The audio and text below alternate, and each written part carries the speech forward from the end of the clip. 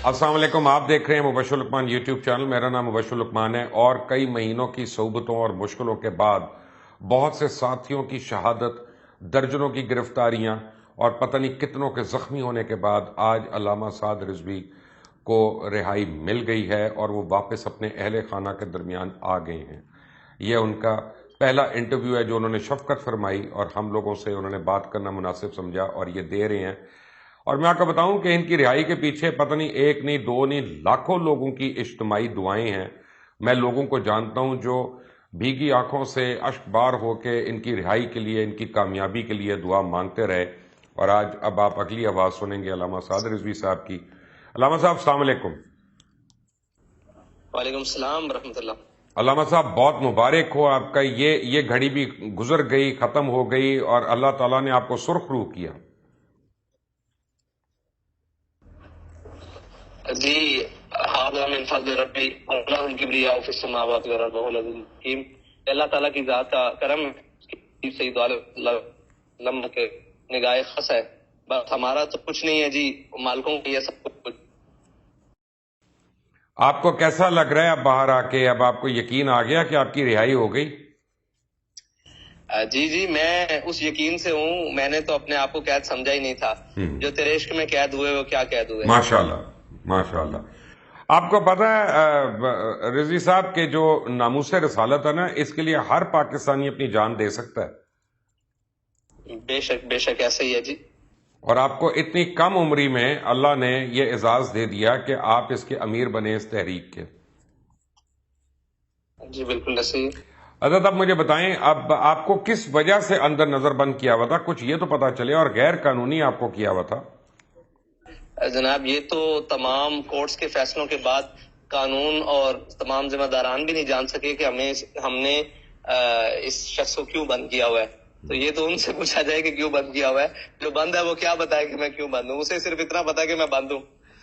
अल्लामा साहब मुझे खबरें मिलती थी, मैं लोगों को देता नहीं था क्योंकि मैं चाहता था कि जब आप आ जाएं तो आपसे तस्दीक के बाद दूं कि आपके ऊपर तशद्दुद भी किया गया ताकि आप कोई मतलब का पुलिस की मर्जी का वीडियो बयान जारी कर दें शूरा के लिए। क्या ऐसा हुआ था? देखें जी, इस राह में सब कुछ होता है लेकिन आखिर अंजाम को देखा जाता है। जो कुछ हुआ वो एक राह थी और उस राह में सब कुछ कबूल है। वो गिरफ्तारी हो, तशद्दुद हो, मेरे पर इससे ज्यादा तशद्दुद क्या हो सकता है कि मेरे कारकुनों का खून बहाया गया और मेरे कारकुनों को जख्मी किया गया, उनकी टांगें तोड़ गई। मैं तो उस तशद्दुद से बाहर नहीं निकल सकता। जाती हैसियत में तो कोई हैसियत ही नहीं रखती ना। लेकिन मुझे जेल सामने ये दिख रहा हो और आपको मालूम हो रहा हो कि आपके कारकुनों का खून बहा जा रहा है और वो लोग जो बेकसूर हैं, जो सिर्फ एक अपने एहतजाज के लिए निकले हैं और तमाम दुनिया एहतजाज करती है, उनको गोलियां या उनको बुलेट या उनको शेल फायर किए जाए, तो मेरे ऊपर इससे बड़ा तशद्दुद क्या हो सकता है। लामा साहब लेकिन मुझे ये भी पता चला है कि जेल में आपके ऊपर इतना तशद्दुद हुआ कि आपके गुर्दों से ब्लीडिंग शुरू हो गई थी। सर जाने दें, ये बातें छोड़ें। हम उस तरफ चलते हैं जो आगे नई राह खोले। ये तो गुजर गया माजी था और बड़ा हसीन माजी था। नहीं, लेकिन आपके कारकुनों को पता होना चाहिए कि आपने कितनी सोबतें और तकलीफ उठाई और बर्दाश्त की। देखें, जब मेरे इल्म में और मेरे कारकुनों ने करके दिखाया है कि उन्होंने इतनी कुर्बानियां दी, तो उनको पता होगा कि हम जिसके ऊपर हमने भरोसा किया है वो ठीक ही चल रहा है। अब मुझे बताएं आगे का लाएअमल क्या है? 4 शेड्यूल खत्म हो गया आपके लिए, कल अदम का लफ्ज खत्म हो गया, सियासी जमात तस्लीम हो गया, तो अब क्या लाएअमल है? जी लाएअमल वही है जिसको हम लेकर चलते हैं। वो नामूस रिसालत और खत्म नबूवत के ऊपर काम है और इस मुल्क में हर जालिम के पंजे से मजलूम को छुड़वाना है और हर गरीब और मिस्कीन और जो ज़हनी तौर पर मफलूज कर दिया है इन जालिमों ने, उनके चेहरों पर मुस्कुराहट लाना, यही हमारा आगे का लाएअमल है। उनको खुश रखना, उनको खुश करना। अच्छा, जब आपके साथ मीटिंग्स करते थे ये जेल के अंदर या सेफ हाउस के अंदर, तो क्या क्या मुतालबात करती थी हुकूमत वाले आपसे? देखिए जी, मेरे साथ मीटिंग जो भी हुई वो एक ऑफिशियल मीटिंग थी, उलमाए कराम लेकर आए।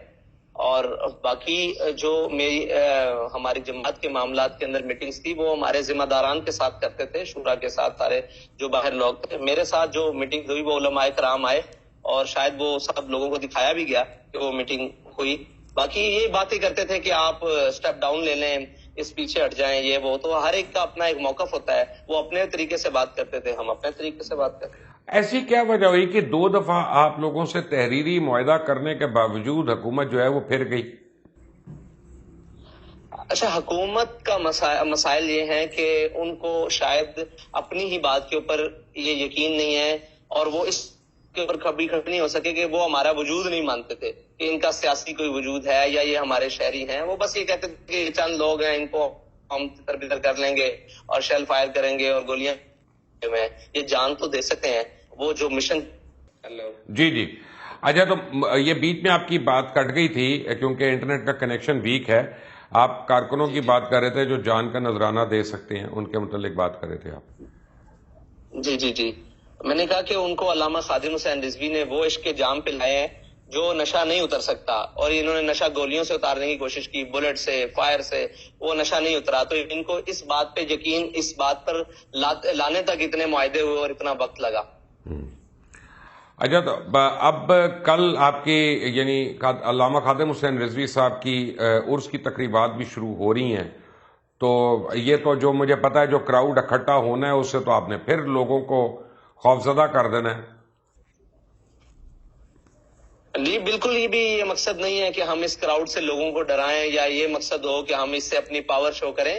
یہ ہمارا ایک روحانی سلسلہ ہے اور ہمارا ایک ایونٹ ہے، اور ہم اس کو بڑے زبان سے اور جناب ایک تربیتی لحاظ سے اور روحانی لحاظ سے اور ایک آگے کے لائے عمل کے لحاظ سے ہم اس کو منائیں گے.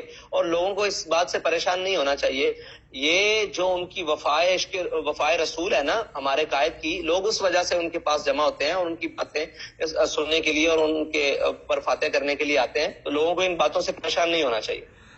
اچھا جی، اب حکومت فرانس میں تو بڑی تبدیلیاں ہو چکی ہیں. اگر ان کی ایمبیسی کی طرف سے یا کسی کی طرف سے کوئی معافی آ جائے صرف، تو کیا آپ لوگ اس پہ اتفاق کر لیں گے؟ تو معافی ملتی ہے یا نہیں، بحیثیت ریاست ان کو اتنی ذمہ داری کا کم ضرور احساس ہونا چاہیے کہ جو ہم کر رہے ہیں اس سے لاکھوں جی جی جی جی اس سے لاکھوں دل مجروح ہوتے ہیں.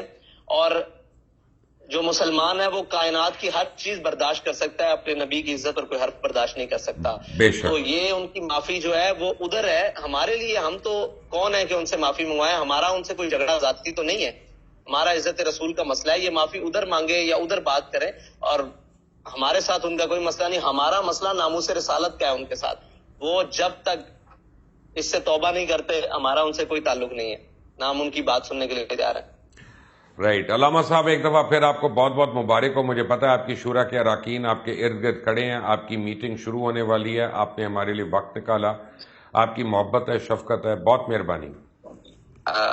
مبشر صاحب، آپ کا بھی بہت شکریہ. آپ نے بڑے کروشل ٹائم میں ایک بہت ہارڈ سٹینڈ لیا. اللہ تعالیٰ آپ کو دونوں جانوں کی نعمتوں سے مالا مال کرے. آمین. شکریہ. اللہ حافظ. اور اقصیٰ کی آواز کو اسی طرح پہنچانے کی توفیق دے. آمین آمین ثم آمین. اللہ حافظ. علامہ سعد حسین رضوی صاحب جو ہیں ان کو آج شام کو رہا کر دیا گیا. وہ مسجد رحمت اللہ عالمین پہ لے گئے اور اپنے اہل خانہ سے ملے. اس کے بعد اب ان کے گھر کے اوپر یا ان کے مدرسہ جو ہے وہ گھر کے ساتھ ہی ہے، وہاں پہ اس وقت تک ہزاروں ان کے جو عاشق ہیں وہ وہاں پہ جمع ہیں. اور ویسے بھی کل سے پہلا عرس شروع ہو رہا ہے جناب علامہ خادم حسین رضوی صاحب کا. تو عقیدت مند جو ہیں ان کے جو زائرین ہیں وہ تو وہاں پہ جوک تر جوک آنا شروع ہو گئے ہیں. اور آپ یہ دیکھیں کہ اتنی کم عمری میں اتنے نوجوان شخص کو اللہ تعالیٰ نے کتنا رتبہ دے دیا اور عزت دے دی کہ پورا ملک ان کو دیکھ رہا ہے، پوری دنیا ان کو دیکھ رہی ہے، ان کی ایک ایک بات، ایک ایک لفظ کو سن رہی ہے. اور انہوں نے کسی قسم کے شکووں کا اظہار نہیں کیا، انہوں نے کسی طرح جو ہے وہ فساد کی کوشش نہیں کی، انہوں نے کسی کو دھمکی نہیں دی، انہوں نے کچھ نہیں کیا. تو یہ اس سے آپ کو ان کا کردار اور افکار جو ہے وہ کافی کچھ پتہ چلے گا فرسٹ ہینڈ کہ وہ کس قسم کی گفتگو فرماتے ہیں.